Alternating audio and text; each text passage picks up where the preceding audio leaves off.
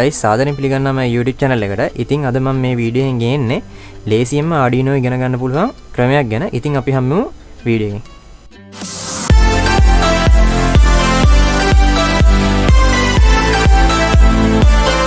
ඉතින් අද මම ඔයාලට කියලා දෙන්න යන්නේ Arduino ලේසියෙන්ම ඉගෙන ගන්න පුළුවන් පුංචි ටික්ස් එකක් ගැන. ඒ කියන්නේ කිසිම මොඩියුල් එකක් උපකරණයක් පාවිච්චි කරන්නේ නැතුව PC එක හරි ෆෝන් එක හරි පාවිච්චි කරලා අපිට සිමියුලේට් කරන්න පුළුවන් වෙබ්සයිට් එක ගැන තමයි මම අද ඔයාලට කියලා දෙන්න යන්නේ. ඉතින් මම මේක PC එකෙන් ඔයාලට පෙන්නන්නම්. මුලින්ම යන්න ඔයාලා වෙබ් බ්‍රවුසර් එකට.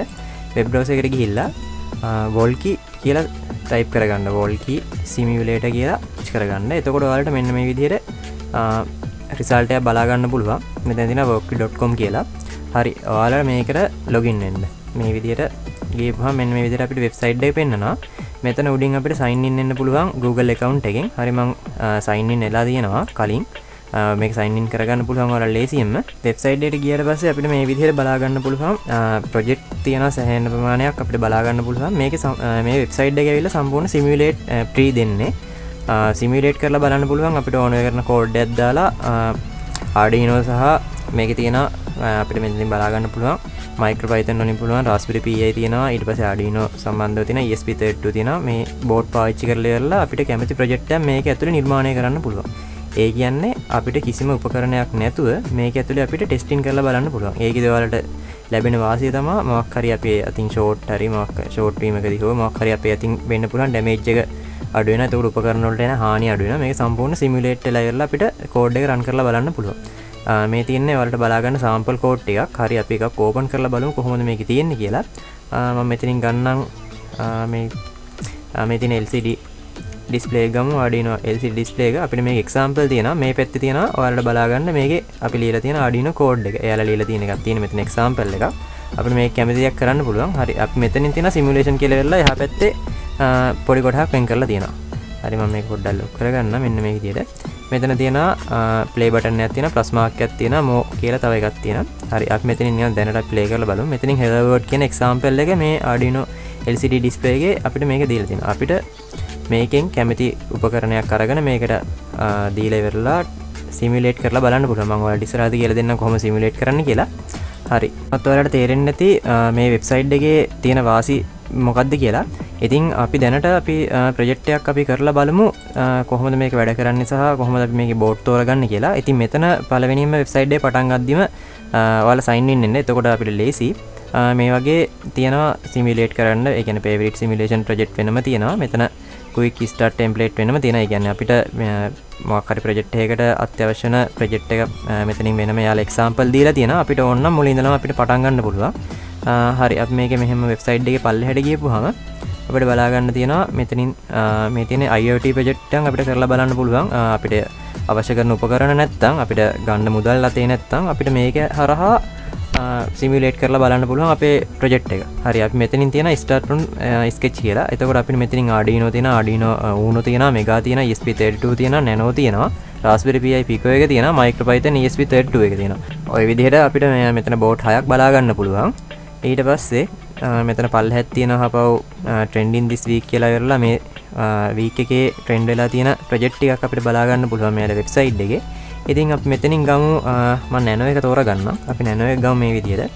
හරි අපි මේ විදිහට Nano එක තෝරගත්තා. මේ එක පැත්තක කෝඩ් එක ලියන්න සහ මෙතන තියෙන අපිට කෝඩ් එක ලියන්න පුළුවන්, කෝඩ් එක එඩිට් කරන්න පුළුවන්. මේ පැත්තේ තියෙන සිමුලේෂන් සයිඩ් එක ස්කෙච් එකක් ලියන්න පුළුවන්. හරි මෙතනින් අපිට ඕන කරන ලයිබ්‍රරි හිටන් අපිට තෝරගන්න අවස්ථාව යාලා දීලා තියෙන මේ වෙබ්සයිට් එක through. හරි දැන් අපි මේක Arduino Nano එක අපි තෝරගත්තා. එතකොට අපිට මෙයාගේ පින් ටික කොහොමද වැඩ කරන්නේ කියලා බලමු. දැන් පින් ටික මෙතනින් අපිට බලා ගන්න පුළුවන්. පින් එකට ගෙනිච්චාම මෙතනින් පෙන්නනවා පින් එකේ D4ද D5ද රීසෙට් පින් එකද පවර් පින්ද ඔක්කොම අපිට මෙතනින් බලා ගන්න පුළුවන් මේ විදිහට. ඔයාලට පේනවා ඇති. මම දැන් මේ මවුස් එක ගෙනියද්දි මේ විදිහට පේනවා. හරි. අපි මේකට ඊට පස්සේ බලමු කොහොමද මේකට අපි කොම්පොනන්ට් ඇඩ් කරගන්නේ කියලා. අපි මෙතන සිමුලේෂන් එකේ තියෙන ප්ලේ බටන් එකක් තියෙනවා. මේ පැත්තේ ප්ලස් මාක් එකක් තියෙනවානේ. මෙන්න මේ ප්ලස් මාක් එක ක්ලික් කරපුවම අපිට බලා ගන්න පුළුවන් මෙතන තියෙන LED push button resistor side switch keypad මේ විදිහට නොයෙකුත් කොම්පොනන්ට් ගොඩක් තියෙනවා මේකේ. සෑහෙන කොම්පොනන්ට් වර්ගයක් තියෙනවා. හරි ඒ මෙතන විශේෂිත කොම්පොනන්ට් එකක් තියෙනවා ESP01 Wi-Fi මොඩියුල් එකක් මෙතනින්ම අපිට දීලා ඉවරලා අපිට ඒක හරහා මෙයා Wi-Fi through කොහොමද වැඩ කරන්න කියලා වෙලත් ගත්තා IoT project එකක් උනත් මේක build up කරන්න පුළුවන්. හරි. අපි මෙතනින් දැනට මම ඔයාලට example එකක් විදිහට LED එකක් ගන්නම්. හරි මම මේ විදිහට LED එකක් ගත්තා. අපිට මෙයා ඕන කරන විදිහට move කර හැකි මේ පාට වෙනස් කරගන්න පුළුවන්. සෑහෙන features ඔයයක් තියෙනවා. හරි මම මේ විදිහට මේ පාට තියාගත්තා. ඊට පස්සේ ඔයාලට anode cathode හොයාගන්නත් මෙයාලා ලේසි මේ අපි මේ code එකකින් ඉච්චා anode cathode හොයාගන්න පුළුවන් ලේසියෙන්ම. හරි දැන් අපි සාමාන්‍යයෙන් මේක example code එක 13 වෙනි pin එකනේ blink වෙන්නේ. හරි 13 වෙනි pin එකට අපි අමුණ ගමු මේක. හරි මම මේ විදිහට wire එකකින් හිල්ල වෙලා 13 වෙනි pin එකට දෙනවා.